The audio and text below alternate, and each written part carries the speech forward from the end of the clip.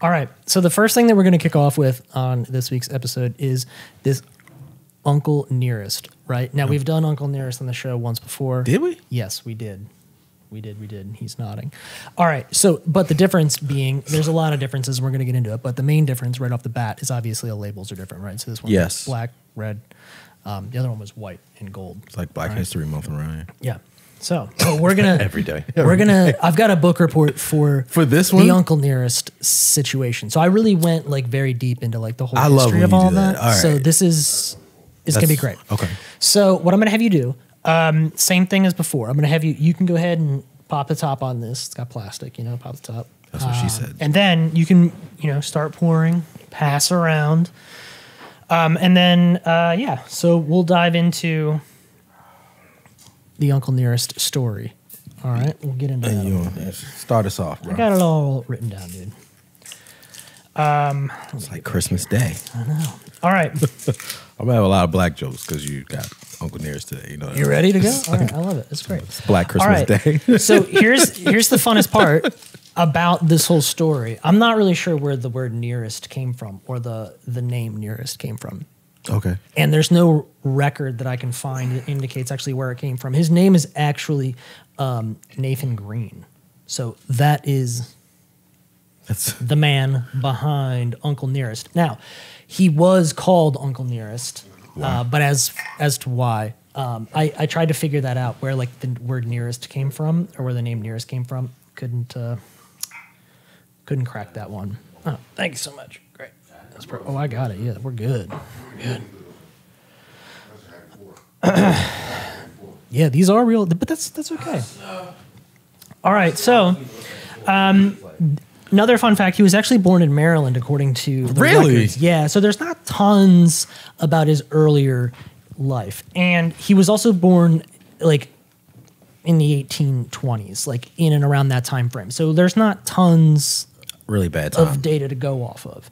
Depends on who you are. Yeah, right. Yeah, very true. So, but the rumor is, or as far as they can tell, he was born in Maryland, and that's obviously fun dope. Because, we're Maryland people. Yep, Maryland people. Great. Cool. So, as I said, not much known about his childhood, but we do pick up the story in the mid 1800s. I'll take it. All right. I'm going to go front and center with this. Hold it. We just throw it right there if you want. I mean, you can hold it. Okay, great. I have to hold it. So, our man, Nathan Green, okay, he's actually the first known African-American master distiller, like the first ever recorded. Now, as I already mentioned this, some people debated that his name was Nearest, but this has been confirmed as not true. And there's like a lot of evidence to support that. We'll get into all that. Because his story actually it's very, very, very interesting story, but really has like surfaced in the last few years. Like it's become a thing. Okay, cool. So Lynchburg, Tennessee, okay, outside of there, Dan Call Farm. This is where Nathan Green worked. Was on this farm. Right. The farm was owned by this guy named Dan Call. Okay, he was actually a reverend, right? Okay, a Lutheran preacher, kind of well known in the area. Popular guy. He had a whiskey still that he operated on the backside of his property, kind of out behind the house, the farmhouse. Right? He ran this whiskey distillery, and Nathan Green, or Uncle Nearest, Reverend / bootlegger. Yep, you got it. Nathan Green, Uncle Nearest, our man, he is the one running the distillery. He's doing church from like 12 to 3, and then he's got this distillery in the back. Yeah. Oh, he's two-timing. Yep. So, God's water. God's water. Indeed. Now, he's getting busy. The congregation gets very upset that they find out that he's got this, distillery and he's doing this whiskey and all that kind of stuff. So they get really upset. And they basically ask him to bow out. And he does. Now, This is the part where I wasn't really sure exactly who took over ownership at this point in time, but it says that he essentially passed it over to an associate of his, and he ran the operation, but Nathan Green was still running the show. Yeah, it could have been Nucky Thompson. All right. Little Boardwalk Empire. So, callback for you guys. Moving on. And this is where it starts to get pretty interesting. So he's rocking and rolling, Nathan Green, rolling this distillery. Got It's it. doing really, really well. Everybody's very hyped on it locally, right? But that's Locally in the area. that area. So this is where it starts to get interesting. It's a little dicey. So after abolition becomes law, right? Nathan Green continues. He basically decides to stay on at the farmhouse and at the distillery. So and he's like, basically- I'm gonna go legal. Yes. So Right. this is actually, I'm going to back up for 1 second. This is an interesting like little piece to the story. So Dan Call, so Nathan Green, our Uncle Nearest, was a slave at the time, but he was not Dan Call's slave. Did not belong to him. Wow. Dan Call, and apparently this was like a thing, and I didn't know this, but apparently like He was employed. People would like rent them out essentially, and like so Wow. and there wasn't any record. Apparently, there's not any record I Of guess. them like doing that. Well, there's no record of who I guess owned Uncle Nearest at the time. But essentially, after was a free agent. Yeah, he became exactly. So once he was freed, he decided to continue working at the Dan Call farm. Well, he probably And- had a good thing going. yeah, so his family, they got a house nearby, like raised his family, did the whole thing, kept doing the distillery. All right. So the Tennessee whiskey thing, something that's a really big deal in that I guess makes Tennessee whiskey is the Lincoln County process, which is basically where whiskey is filtered through charcoal prior to it actually going into the barrel. And this is a big differentiator between Tennessee whiskey and Kentucky bourbon, for example. Look at you. Look at And you. so he is the one who kind of pioneered this process yeah. in the United States in the whiskey making process. Got it. So the rumor is that this process actually comes from West Africa because filtering water through charcoal is something that was a custom over there. This is getting deep. Yes. Yeah. It gets pretty wild. All right. So moving on. So he's basically a big deal. He's kind of like the guy. the grandfather of Tennessee whiskey. Like he is responsible for all things Tennessee whiskey. Go ahead. So Go ahead, Nathan. a young guy, Jasper Daniel, was brought on to work at Call Farm, and This is when it gets dicey. This is when it gets. This is a movie. This is when it gets like, really I'm- interesting. Yeah. Right? So Jasper Daniel gets brought on to work at Call Farm, and after several years is assigned to basically apprentice under Uncle Nearest. Oh, he don't like that shit. Well, he knew that there was like something going. He was like working at the farm, doing like the day-to-day chores of like farm work, and kind of noticed there was an operation going on elsewhere. Very interested in it, and eventually got brought on as essentially Uncle Nearest's apprentice. So, the thing that he actually brings into the operation, which is kind of interesting, is he decides I'm going to start selling the whiskey beyond Lynchburg. I'm going to take it, like he was selling it to soldiers in the military. He was selling it to other towns so and things like he comes that. on and he's like the marketing guy. Yeah, he's yo, like, I mean, we're going to let's- get this, we're going to Yeah. move this beyond this backyard. beyond this backyard. Right. All right. So, he actually, ultimately, this young boy grows up and buys the distillery, essentially. He buys Dan Call's distillery. Yes, correct. Got it. Yep. And Now, and Uncle Nearest is still running the yeah, so distillery he's at this still point. the head like distiller. Now he does eventually retire, and the Uncle Nearest like family tree is extensively documented, and basically everybody in the family is really integrated into the process. Like it wasn't like he just like stepped out and like was gone for good. Like his whole crew, he retired, and like his kids and grandkids like kind of kept working at the distillery, and kind of building everything and like Right. helping move everything forward. Now, Jasper Daniels, also known as Jack Daniels. Yes. See, now, Yep. tenfold, there we go. Yep. Cool. So that kind of is the history of We got to write that script. Uncle Nearest, more or less, in a little kind of, abridged. That is a straight to HBO Max film. Now, yeah, so we'll talk a little bit about the product now that is before us, because we'll right, get kind of into. So to kind of put a bow on all of this, the Uncle Nearest website is actually it's like a very nice website. They did a really good job. Jeffrey Wright actually has a short film on the Uncle Nearest website where he Martin Luther King. He tells the story. Yeah. A lot of the story that he told was in my notes here. Nice. Because a lot of these notes came from that story that he told.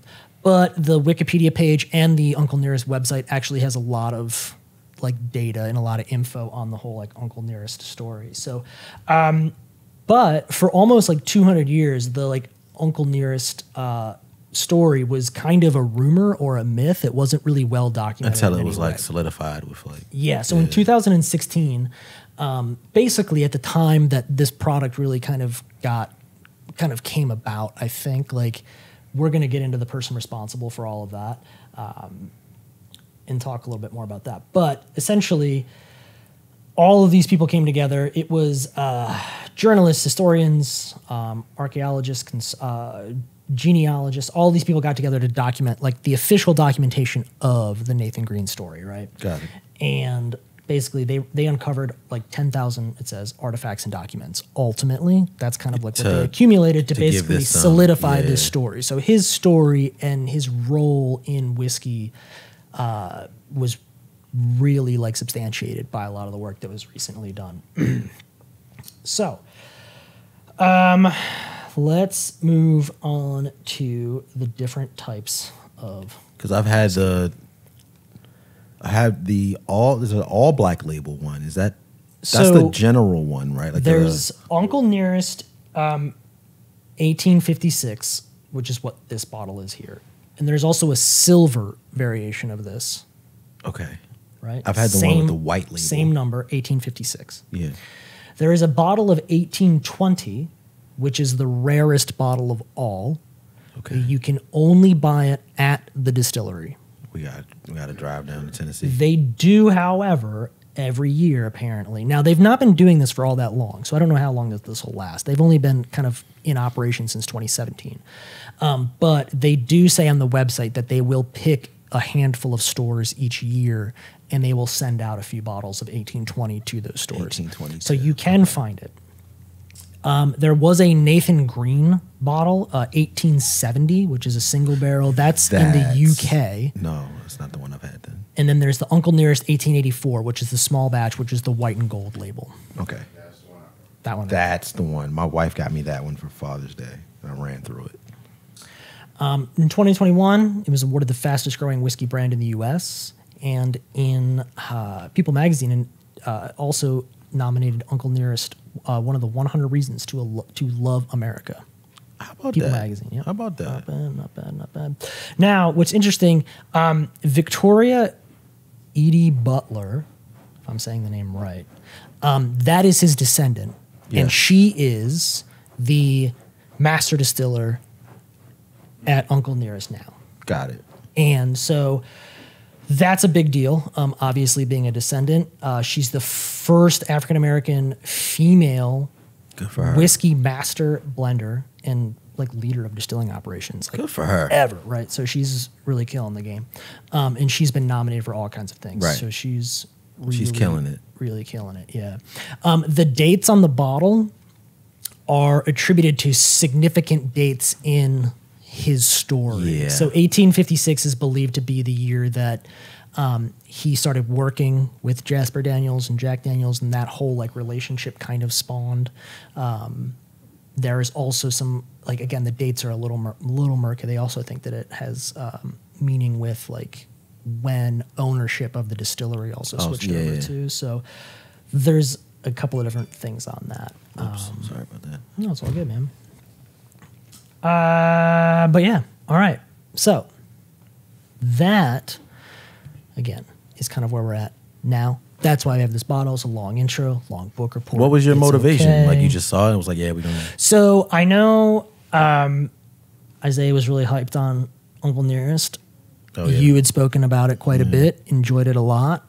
I knew that we had the one bottle, the white one. The white one. And I was in a liquor store the other day, and I just so happened to come across Because it's rare as fuck. Like a bunch of these. So what's the price point on this one? This is 70. Okay, that's not bad. Because the white one's around like 55. Yeah, 50. Yeah. Yeah. So I found a place nearby Okay. that I'm trying to think of the name of it. What's the wine place down in Hamden? Wine Source? Yeah. Wine Source. Wine Okay. Source. So Wine Source. Wine Source is great. Yeah. Yeah, Wine Source has probably 5 or 6 of these. Oh wow. And they've got a bunch of the white and gold label one as well. So it's Wine Source. Yeah. So I just kind of figured, okay, special bottle. This is something I have only ever seen the bottles once.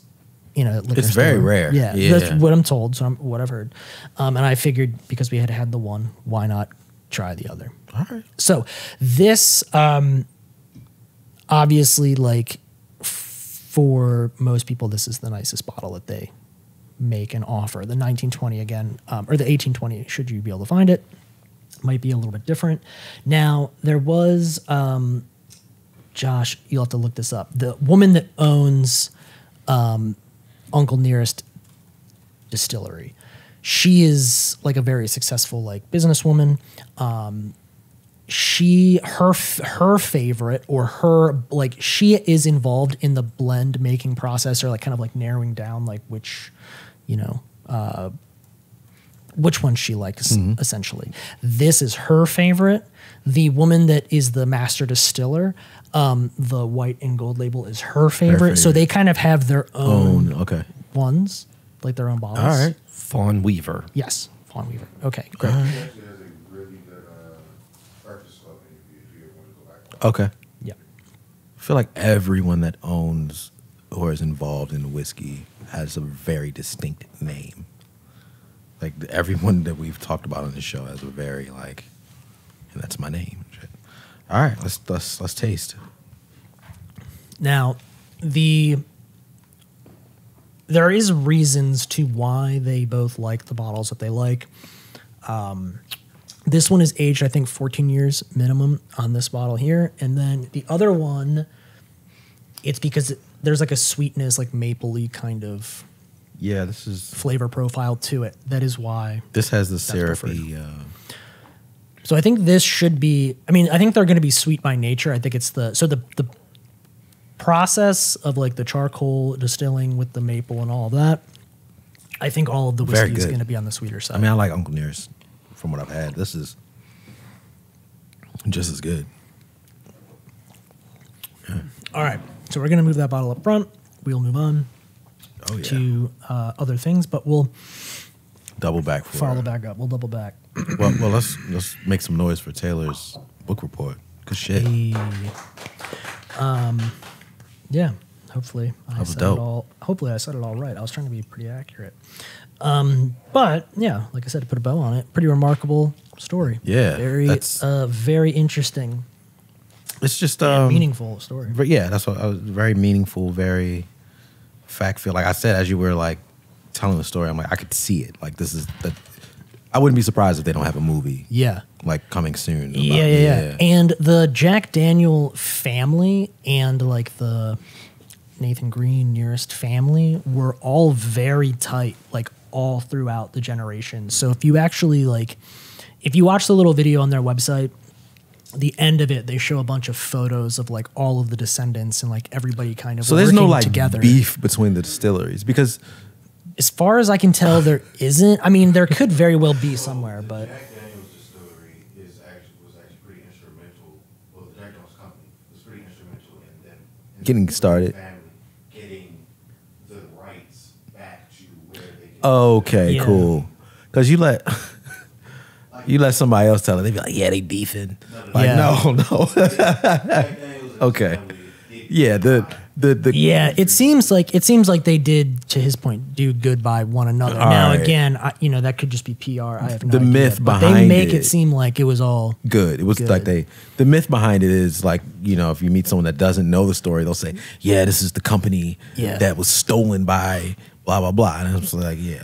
So that was great insight Yeah. to provide. And then then a couple of things, not like negatives, but a couple of interesting pieces.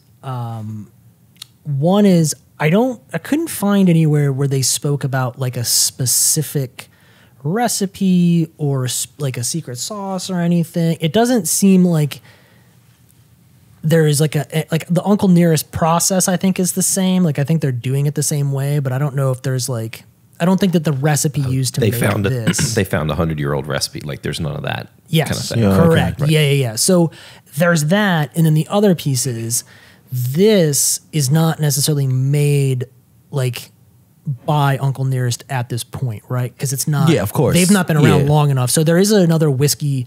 There is another distiller that actually makes the whiskey for them right now. Right. I can't remember. I think it's Columbia or something like that. But not that it's super important, but or uncommon. A lot of And distillers it's do that. also so. very interesting because this doesn't taste like Jack Daniels at all. Yeah, so I don't think Jack Daniels is. I don't think they have anything to do with. No, I mean manufacturing like of this for them now, to kind but- of come So from the involved. same family tree. Yeah.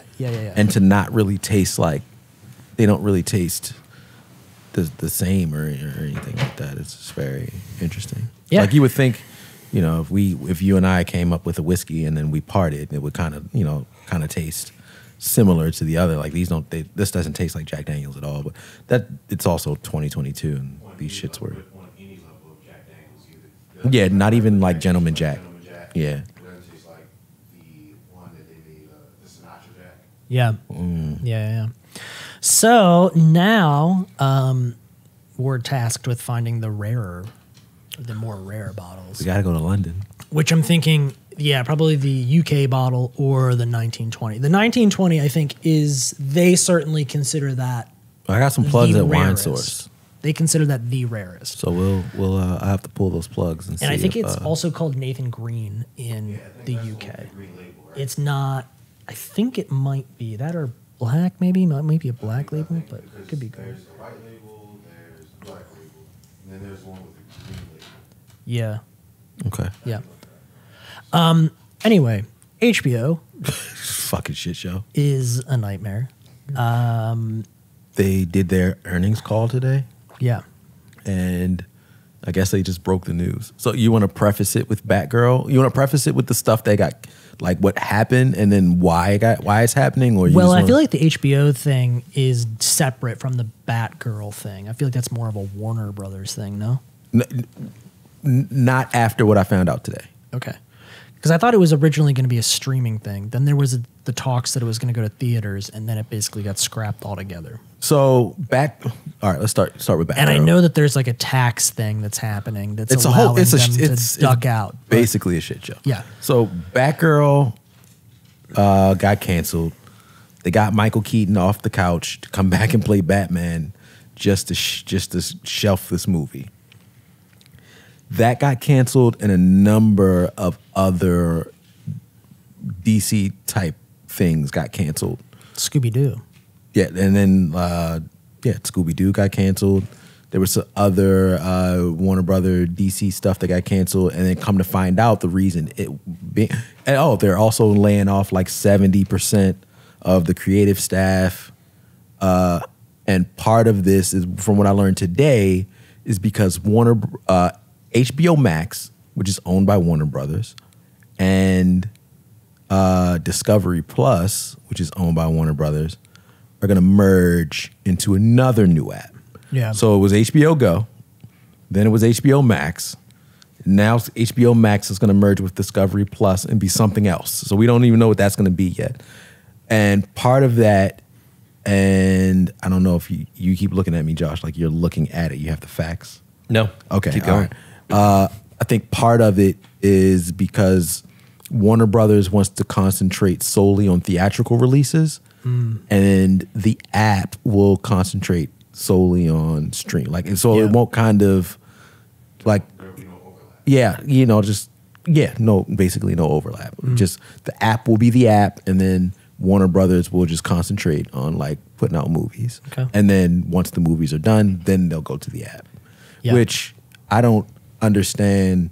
I felt like that's how it was working. Yeah, I'm not really sure why they're talking about it so much. Yeah, it must I don't just feel be like I gotta that- talk. Yeah, just do it. It must just be that there's like a lot of money that's moving or a lot of money that's missing or something. And they probably have to. They know that they're probably going to fire a lot of people in the transition. Yes. Which I don't think that in and of itself is all that uncommon. But they probably want to give some kind of explanation as to why all of these people are now going to lose their jobs when they merge these companies. Which again, like you have all of these different creative teams all coming together, you probably don't need the same amount of creative people anymore. You want to Less. cherry pick the best from both sides. I think they want the Disney Plus approach where the shows are extremely, because there's a lot of stuff on HBO Max Yes. that are created by That's just true. different.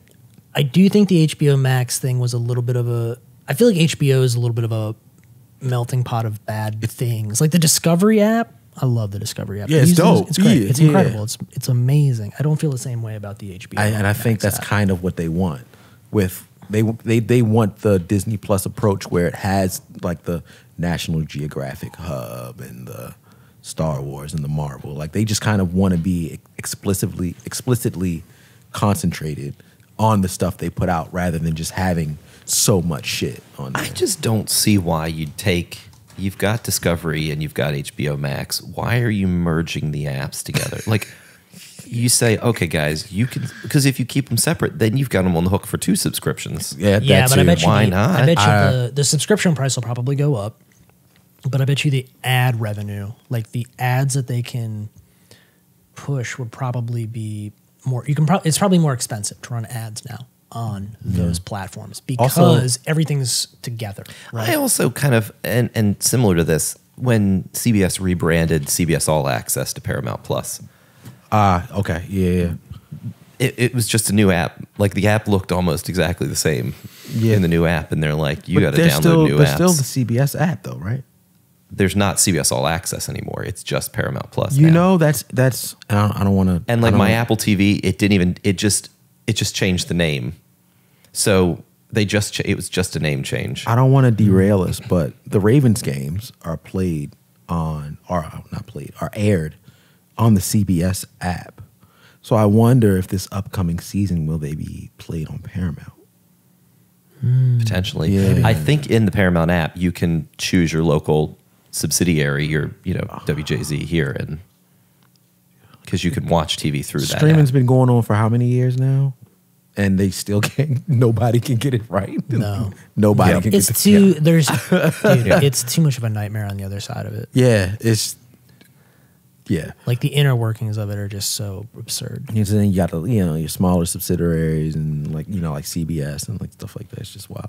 But back to HBO, I think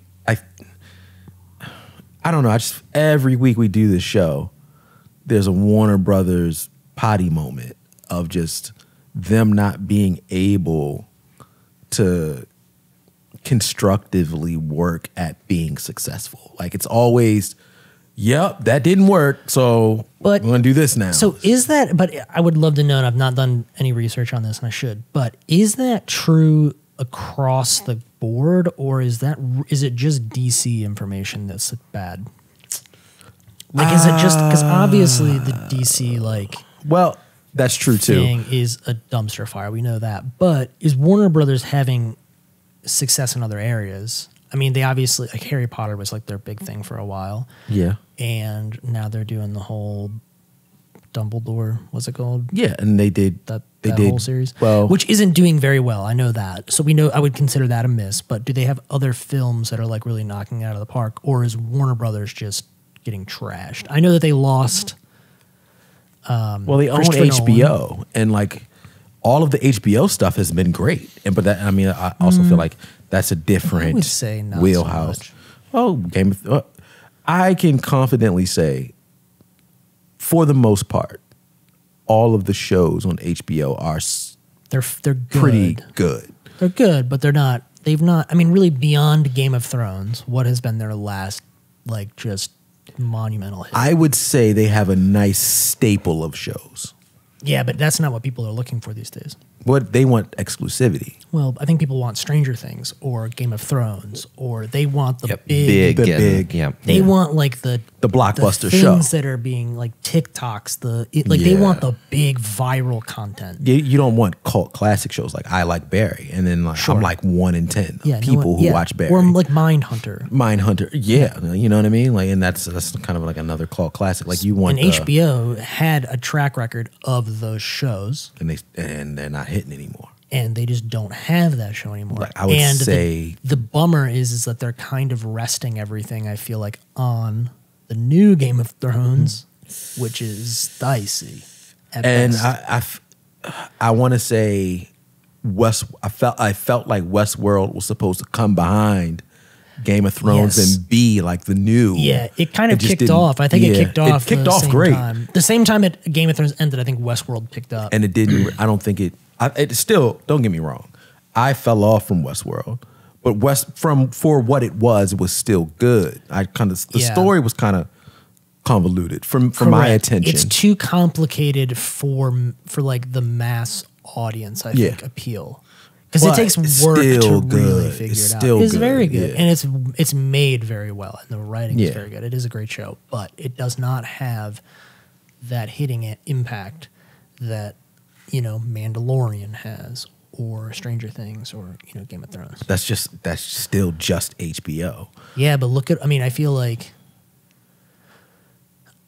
everybody kind of is hunting for that. And when they don't have it, it's a problem. They got to reset. Like okay. So that brings me to my question: has Disney Plus become the Disney's an benchmark? Outlier, no, Disney's an outlier because they have so much money. They have so much resource. they got too much paper. They also don't really care because the brands that they do own, those IPs are really like they're so big. They're untouchable. They're too big to fail. I mean, you have Marvel and you have Star Wars at this stage in the game. You would think DC Comics runs itself. They got fucking, let alone their legacy of Superman, Batman, and Wonder Woman. Yes, you should be able to. Not as interesting of a cast though. If I'm being honest. Yeah, true. It's just not. Somebody could maybe come along and pull the pieces together, but Batman is, I feel like, the only DC character that's really, and they're milking him, in my opinion, dry. Super interesting. Yeah, and they've had a lot of success with that character, and I think that they have, obviously stumbled and they've, found new success for sure, but it's not Marvel. Even if you have a successful Batman film, I mean, Christopher Nolan's series was probably the last time that they had like major windfalls of cash because of Batman. Matt Reeves obviously did well in the sequel. Probably did it make $1 billion? I don't think so. Maybe. It definitely made half $1 billion. Yeah, but I think there are other movies that have eclipsed it. Yeah. I feel like Dune did $1 billion. Maybe. I don't think so because it didn't go to theater. It went to theaters. Did it? It was definitely in theaters. No, it was definitely in theaters because I saw it in theaters. But I think it came to streaming pretty quick. Like 2 weeks after. It was pretty fast. I watched it in my bedroom. Yeah. So, but focus back on Warner Brothers. Focus back on Batgirl real quick. Yeah. So, I never knew much. I knew that it was in development. I knew they were making it. I don't know much about Batgirl, the character, and nobody that was in the cast or crew led me to believe that there was going to be something amazing on the other side. I know that what's his name came back as Batman. The linchpin was supposed to be Michael Keaton coming back as Batman, but even that feels like such a long. That's like a. That's felt too much of a deep cut, though. Like at a time that was at a time that was meaningful, but I don't feel like anymore it is. I don't know.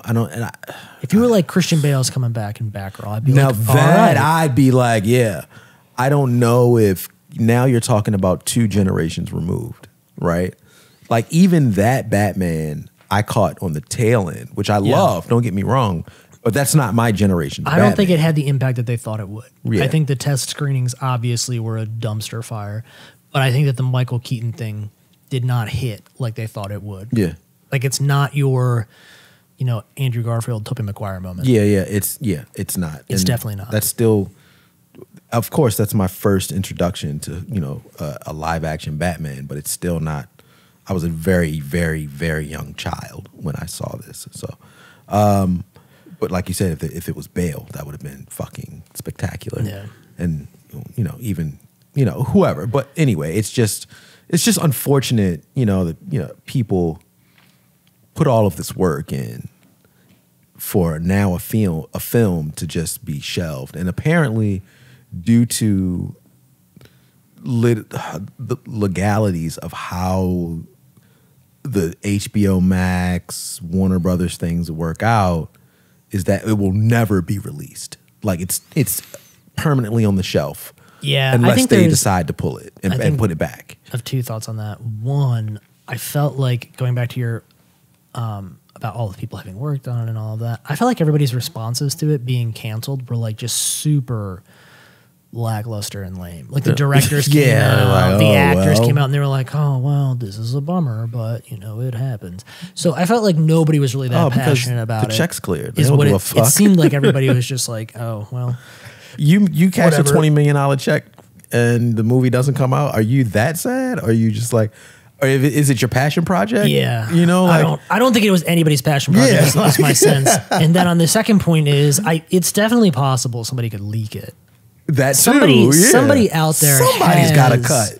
a copy of some type Somebody. of cut. When was it supposed to be out? Remember? 2023, I think. okay. It wasn't Yeah. this year, but right. it was. I think feel top like of it the was year. 2023. But I guarantee you, there will be footage or something will get out. It'll be too valuable because it's going to be too much of like a Some intern's gonna find that yeah. in it's an coming executive's office and just be like, hey, I got that Batman. out. Joker 2. Hope they I saw cancel that Lady shit Gaga too. post the thing about it. It's definitely not getting canceled. I hope it does. It's definitely not getting canceled. Not now that Lady Gaga's involved. Is she that much of a? I think people. I think she has like established herself at this stage in the game. She's as a shot caller? pretty You credible can't cancel actress. anything with Lady Gaga, especially after House of Gucci. mean, I didn't see she's- it, but people acclaimed that it was very good and what have you. So she's trying to solidify herself as, you know, as like a it person in Yeah. Hollywood. Well, I So, think she's done that though. yeah, she has absolutely. I think that time has come and gone. So Do you? Before we move on from the DC thing, do you have a DC 10-year plan in here? But it's just a link. I got that news when we were in the kitchen. Sorry, we do a lot of stuff in the kitchen Yeah. before we come to the show. Believe it or not, we all are friends. So, yeah, kind of. Yeah. I don't know who this guy is. David Zaslav Sounds good. says they are setting up a team at DC with a 10-year plan with a significant focus on quality. He notes Kevin Feige's Marvel Studios model as inspiration. Yeah. This I comes feel with like- the merger announcements and the earnings call or whatever. Good for them. Good luck. So, I mean, I think this is, Good luck with that. I think the problem with DC is, again, I say it over and over, is saturation and convolution. You got 3 Batmans running around. You got 3 different universes. You got the shit on TV with the CW. You got some shows on HBO Max that have nothing to do with the shows on the CW, which have nothing to do with the movies that you put on HBO Max and the movies that go to the theater. It's just so much. And people are very concentrated and have been very, very trained by what Marvel has done, right? If you can follow something that's linear, it's very easy. 1 + 1 = 2. Sure. Iron Man meets Nick Fury. Nick Fury meets Captain America. Yeah. And so on and so on. When you kind of just throw stuff out and see what sticks, you know, you got Jared Leto as Joker Yeah. in 2 different movies, and then we got a Joker movie with Joaquin Phoenix. Yeah.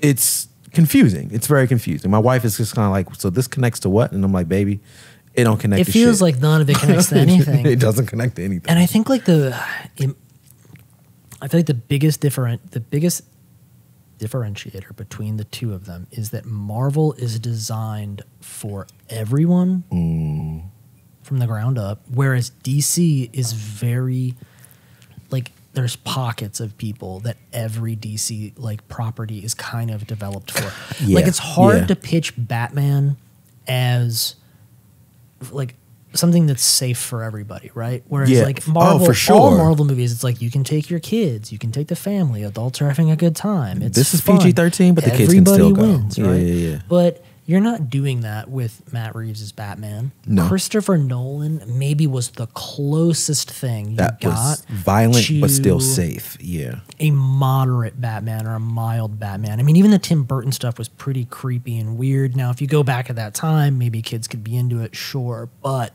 by today's standards, I think that would have fallen certainly in a more of an adult category. But Now, yeah. DC is like, Superman is depressed and angry, and Wonder Woman is, I'm not really sure where she falls in the whole spectrum of it. But by the time you get by the time you get down to Wonder Woman, then you're Batman and Superman the only people that are watching that are adults. Then you get to Wonder Woman, and again, same thing. Like, I think adults are maybe watching it, or older people are watching it. I don't think the kid buy-in is there. I mean, you don't have the kid buy-in. Like, you're going to opt for the Marvel. I don't even think every time. I don't even think I saw any toys for like the Batman versus Superman stuff. And I'm a big collector, and honestly, I find the toy section at like a Target or a Walmart like fun, because like I can go in, I can grab like a little like $25 collectible toy of like something from Marvel. There's nothing from DC. As a toy collector, talk to me about this for a second. Gotcha. How does that work? It's creepy. Like, how does the toy collection thing? I have, because like, here's the deal. I have some like little collectibles, perhaps, like I guess you would call them that. I'm not like out shopping for them. I'll buy like a video game, and I'll get like the collector's edition or something. So I'll get a little like, model kind of figurine kind of character or whatnot. But talk to me about the toy collection thing. How does that work for you? So I just kind of, a lot of the stuff I'll just kind of like pick up if I'm doing like a comic book haul. Like, but are there specific things that you look for? No. Like, are there, you're out there. If I see something I like, I just buy it. Okay. Yeah. So you're not looking for Marvel, DC, Batman. Nah, it could Thor. Be. You just buy anything if you think it's cute. Yeah.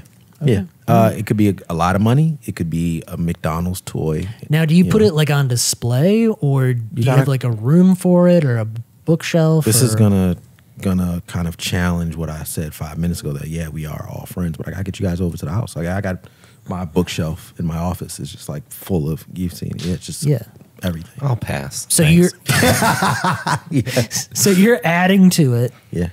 Now, do you phase things out? Nah.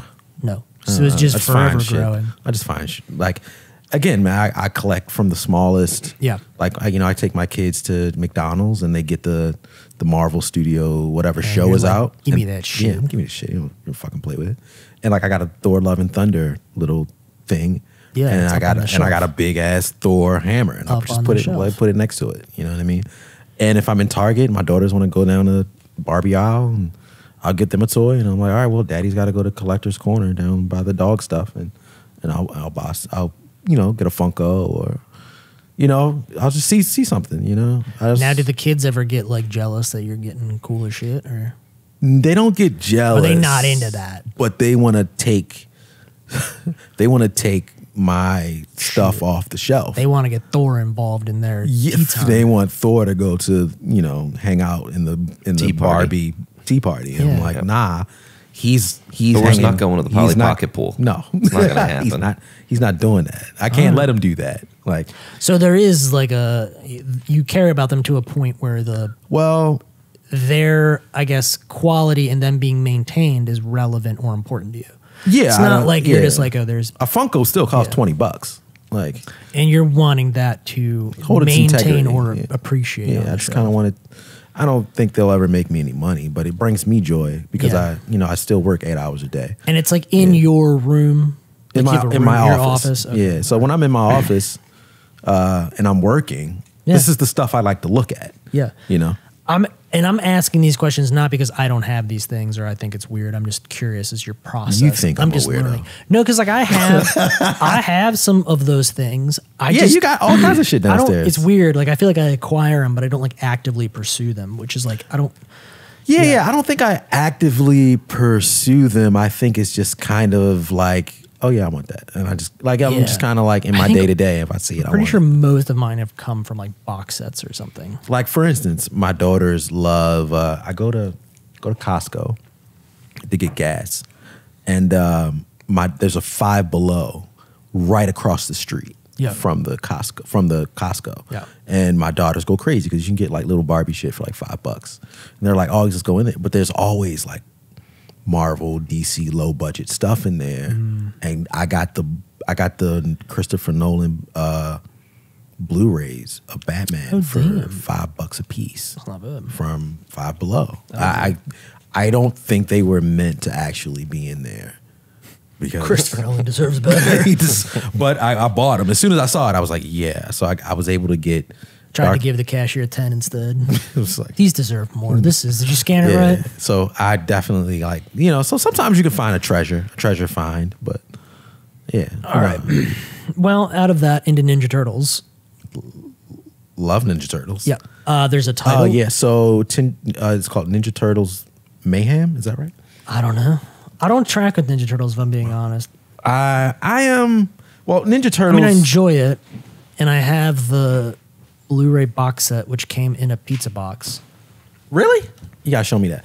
I have a whole Ninja Turtle shelf of Ninja Turtle collectibles, like a waffle maker, toaster. So you have a separate shelf Yeah. Ninja Turtles. for Ninja Turtles specifically. Yeah. In the same room. In the same. Same, okay. no, of course, obviously. Well, not obviously.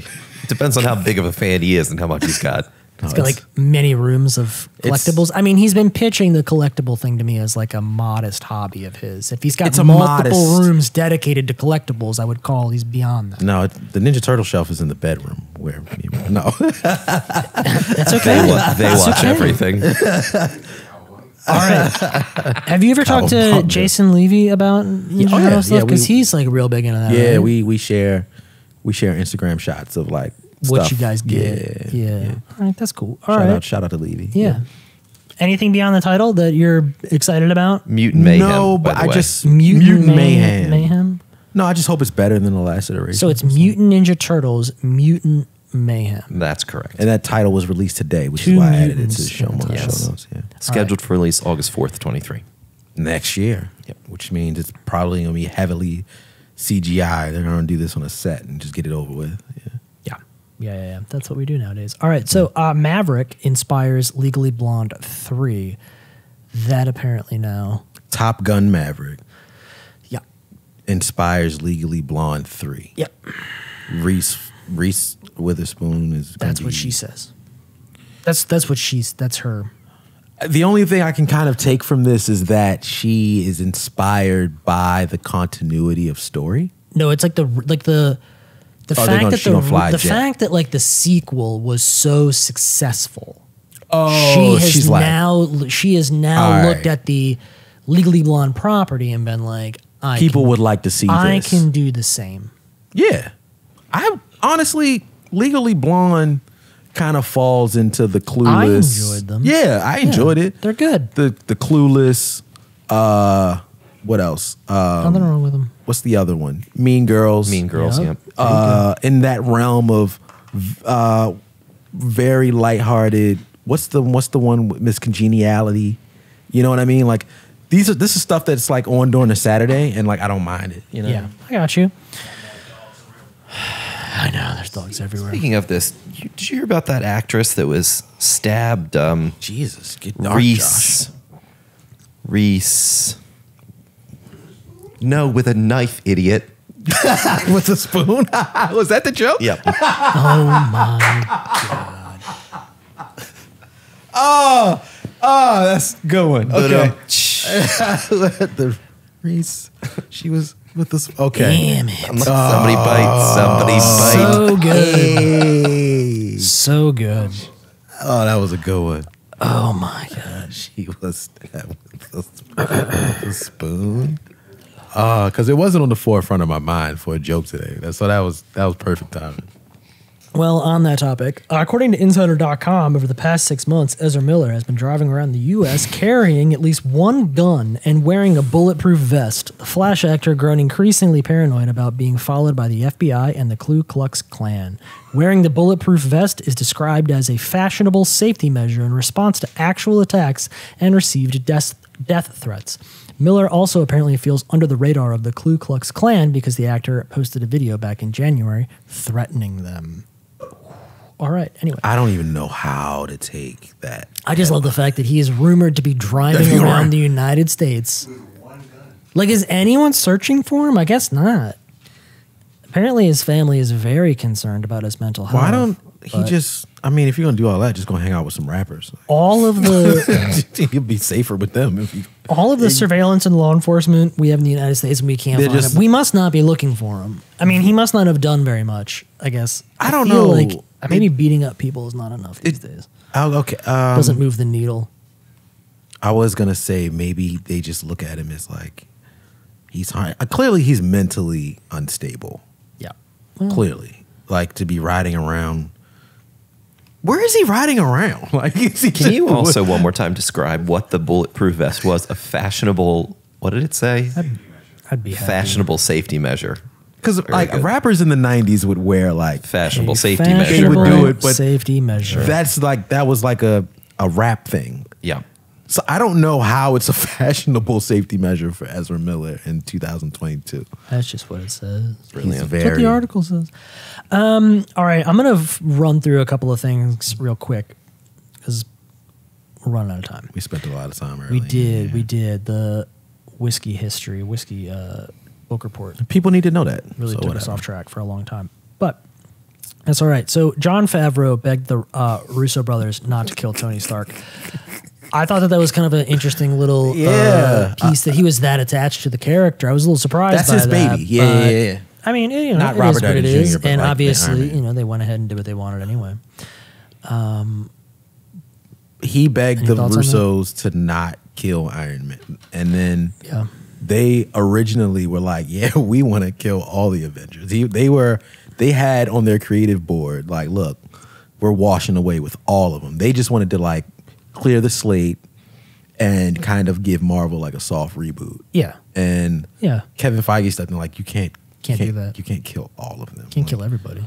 You can give, But you can kill a lot. you can kill a few, but you can't kill all of them. So I just thought that was funny. That was a fun little note. Okay, so the Andor trailer. Am I pronouncing that right? Andor? Andor.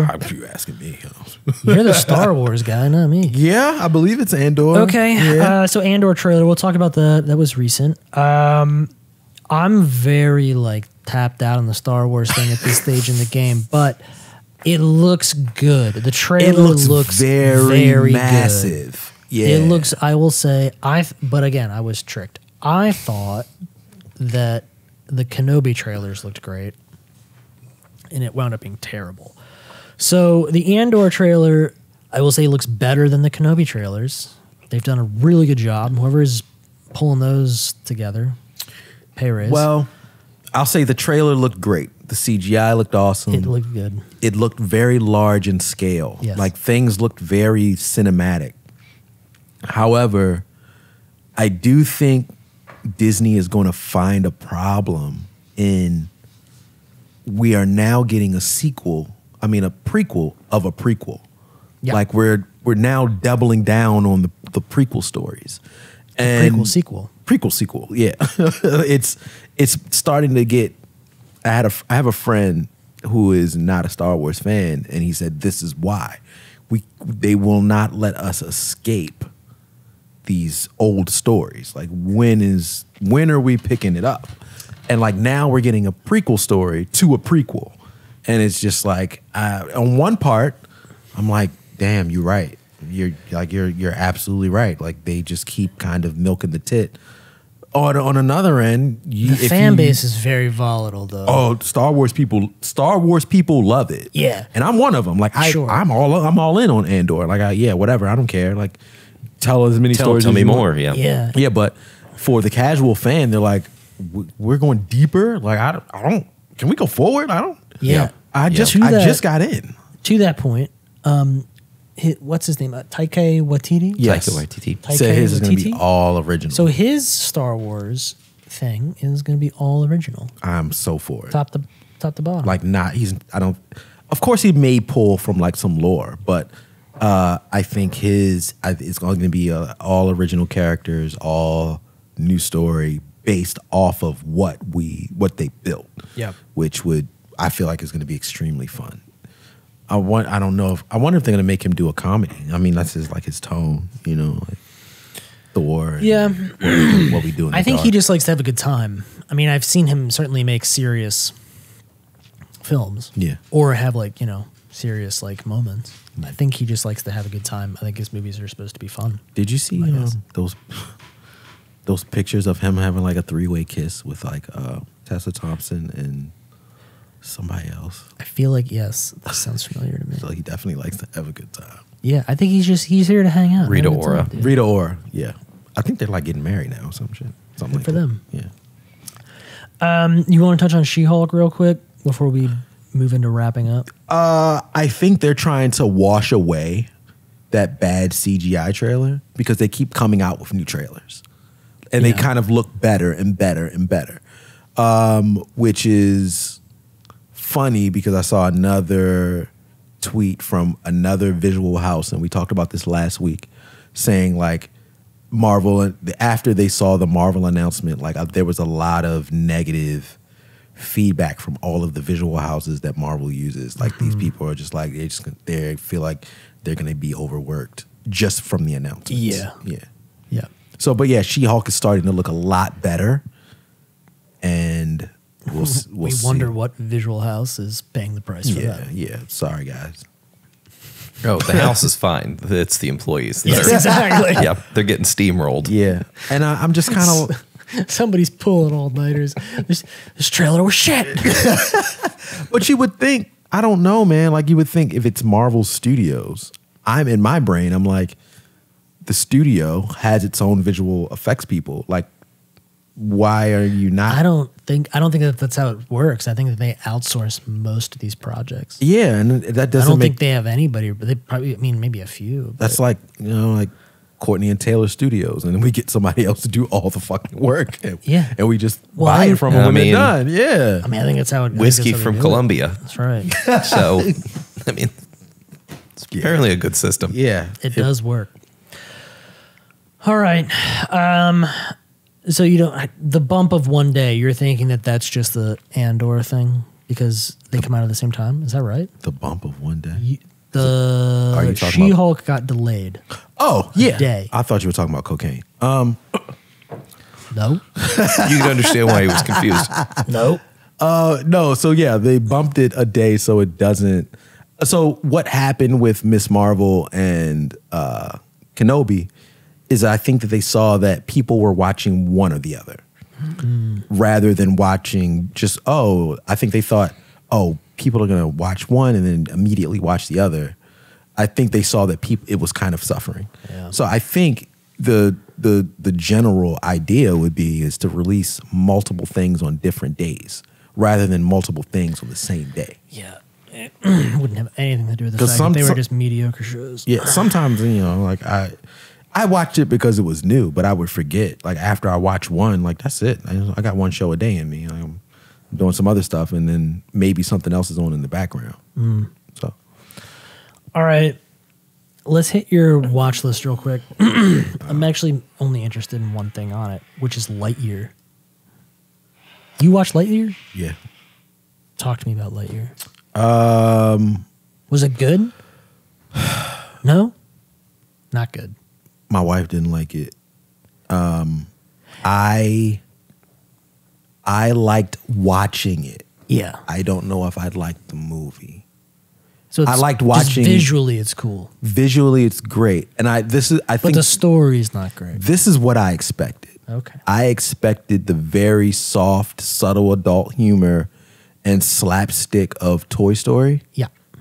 in this. And Didn't this get is it. not that. This is you get glimpses of why Buzz Lightyear is the way he is in Toy Story. because the movie is the movie that Andy went to see in the movies and came home, and then they were like, all right, let's sell toys. And Buzz Lightyear, the toy, is based off of this movie, apparently. And this movie is kind of serious. Like, it's very like woke. It's very serious. And then the turn in the end of like who the villain is very. It's not a kids movie. It's not for kids. Like, my kids will sit there and watch it and have no clue. It's not for kids, but you didn't like it. Yeah, I'm not gonna say because he was expecting it to be. I was expecting it to be Toy Story. Yeah, it's not. Right. It's not at all. It's an animated film. Yeah. Yeah. Like Wall-E? Yeah, in the vein kind of that, where the consequences are very Adult. Like, an adult only understands the consequences. And it's not very funny. It's just serious. It didn't really pick up for me until about 40 minutes in. Okay, so But you're... How's the cat, though? Isn't the cat supposed to be funny? in the trailers, the cat was funny. Everybody says the cat's funny. Cat's all right. The cat's not funny. His name is Socks. Is the cat a robot? Yeah. Okay. A robot cat that likes to be rubbed. Yeah. It's just not funny. Yeah, I'd give it a 6 because, I feel like Chris Evans did a good job. Okay. He should have brought back the voice is hard to just like. He sounds like Tim Allen. It's Chris Evans doing a Tim Allen impression. Just get Tim Allen. You know what I mean? Yeah, like, but I think that if you get Tim Allen to do it, then he's Buzz from Toy Story. Yeah. Yeah. It was. They obviously wanted to separate themselves from that. How do you feel about animated movies in general? And I saw an article yesterday about this that I didn't read too in depth about celebrity voices instead of just voiceover artists. You've got several good voiceover artists, but in these animated films, they're all just big name actors now. I watch a lot of animated stuff. DC has a really great animated department. Surprisingly, like the Harley Quinn cartoon is amazing. Young Justice is amazing. Their lower tier like Cartoon Network stuff, Teen Titans Go, awesome, right? And then when you watch, I'm aging myself here, but when you got kids and you watch a lot of animated stuff, you hear the same voices over and over again. Right. Right.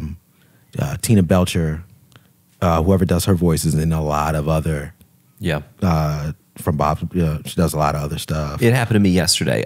Somebody brought up Sabrina the Teenage Witch, and I thought Salem, and I Salem. thought about it, and it's from The Angry Beavers. It's Yes. Norbert. It's the same guy that voices So him. they're always overlapping, and I think I saw like a Instagram reel of like one voice actor in like how many different things they had been in, and you're like, yo, shit. So I personally enjoy the animated stuff.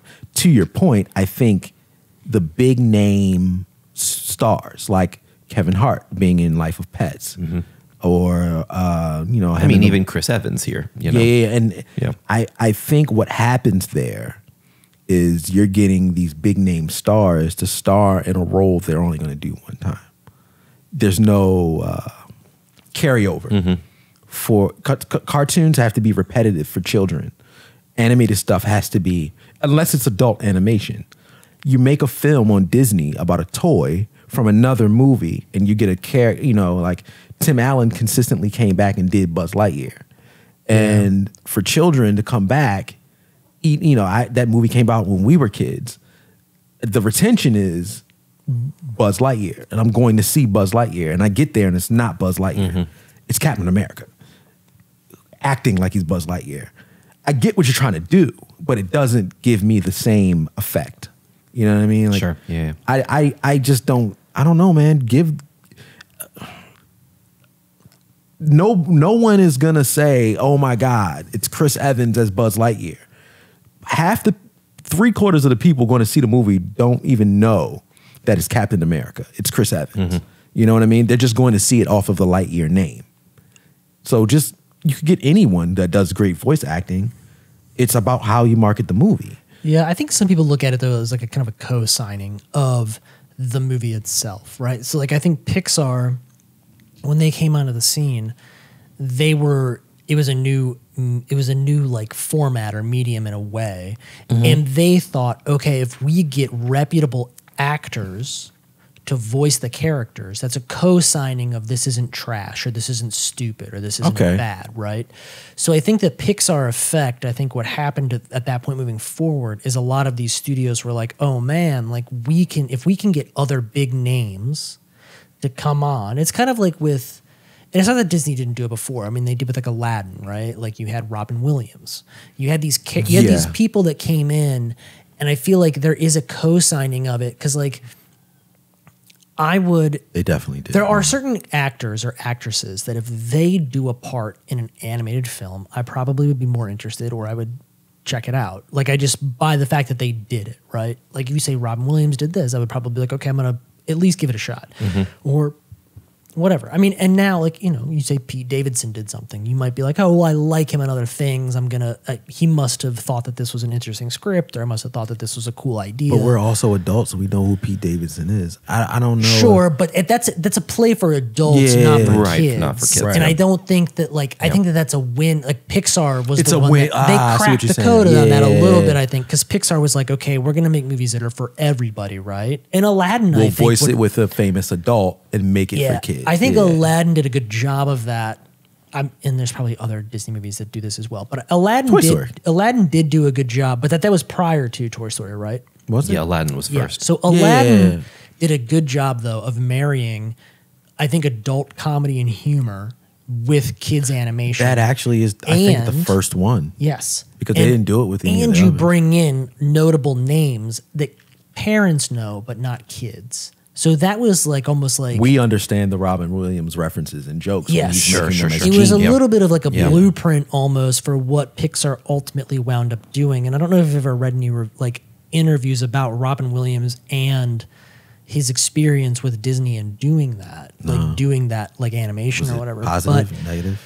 So he was a little torn on it because he wound up like he would do like take after take after take of like his own iterations of like he basically was trying to bring more of himself to the character and like really pulled away from what Disney was doing. And apparently there was a lot of content that was like trash, too adult or too far. Like he was putting too much of himself and too much of the comedy into the character, and they kind of really had to work with him a lot to scale back to kind of stick to the script. So I think he was the one that really pushed the envelope there a little bit.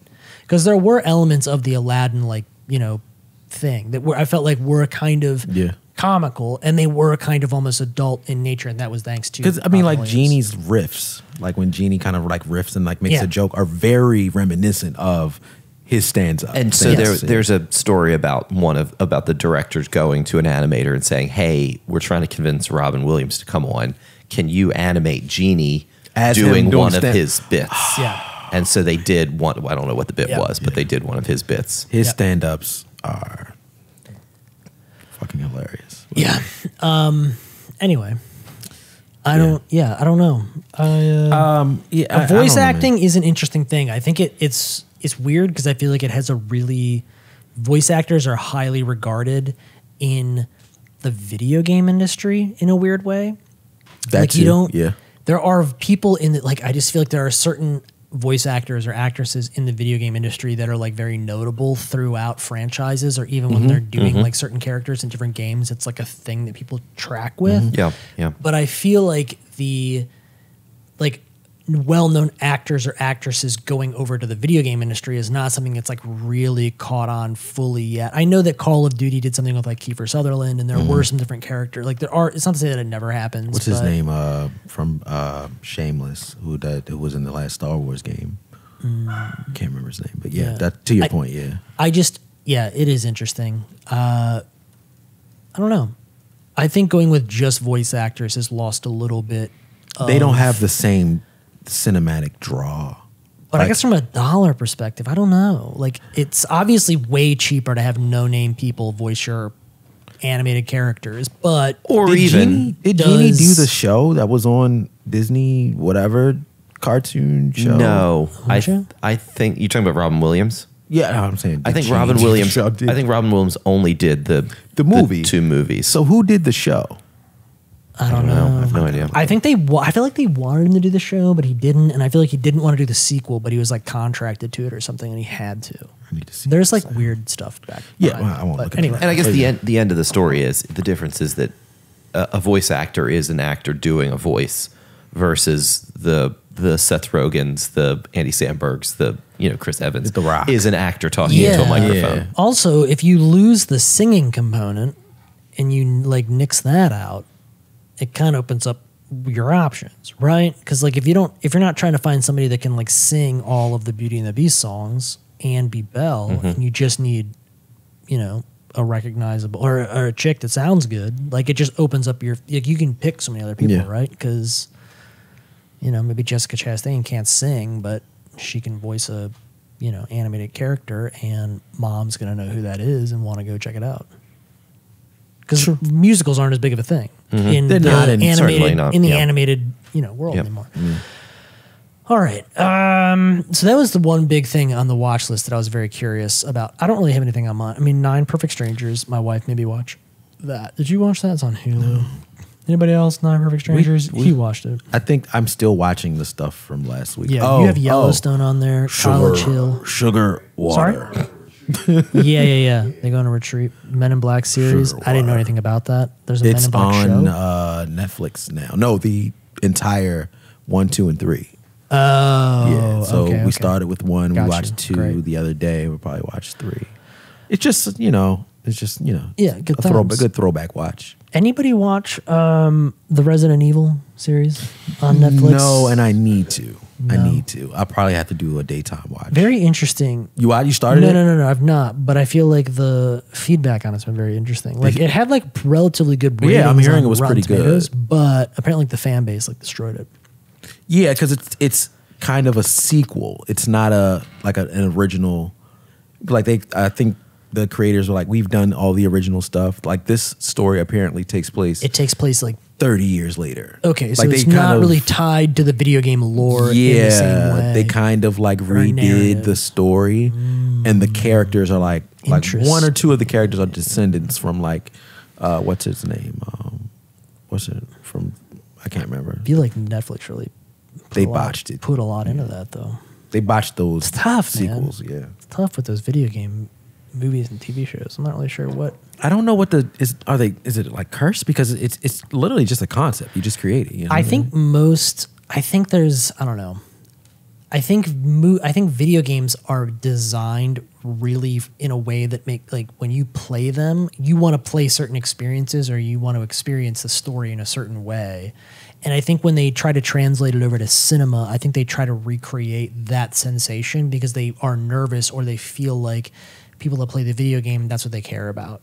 It's And I think either that they very miss that. corny It's like or the very- Uncharted. So like with the Uncharted movie, they tried way too hard to make it feel like a video game. Like I was watching it and like I was like, oh, well, like this is like a sequence in a video game, like for sure. Oh, they're like, we But it's like gotta I'm open not this playing door. it though. It would be fun maybe if it was like a thing that I had to like work through or a puzzle I had to solve or something. Yeah. But if I'm just watching it, like it doesn't. There's like a disconnect. It doesn't translate right. And I think that they've tried to do that too many times. Just make a good movie off of the concept. Yeah. Don't make a video game movie. Just I'm make holding a movie. out a lot of hope for The Last of Us HBO series. I don't know if you've played the games. No, at all. I've heard great things. So that And I if I'm not wrong, someone is cooking up a Metal Gear Solid. that has long been rumored. I don't know if there's any movement on that. I know Oscar Isaac made a big push for it at a point. I think he even paid to have like posters and like design work made with him. He did the Ryan Reynolds thing, like they did with Deadpool, like But test footage. I don't think it's actually. I've not heard anything about it lately. The only thing that I know that is definitively happening is the Last of Us game. There's always rumors of Silent Hill, something happening there, but nothing. Yeah. Well, I feel bad for Silent Hill. I think everything has just been. It's always been in the vein of been Resident Evil. yeah. Just could never get off the Yeah, ground. can't crack it. Can't crack it. But I think, all it takes is one success, and then everybody's back on board with trying to make video games game. again. So like I think if The Last of Us is successful, which I feel like it's going to be, given all the people that are behind it, like the creative forces that are involved. Well, Sonic in that. was good.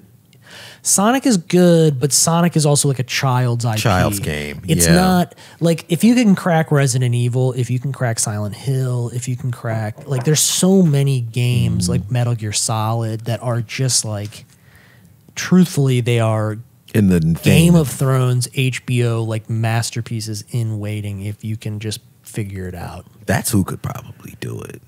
That's why I'm saying The Last of Us is going to maybe figure it out. I don't know. Anyway, I'm not even. Yeah, I think my watch list is the same. I don't think there's anything that I'm going to add there. Again, I said I watched. Love After Nine Lockup Perfect is back. Strangers. I'm still not watching that, but I know you are big into that. Such a ghetto mess. Great I season. Love it. Westworld, Can 90 you bring Day. cutouts in? That's where I'm at.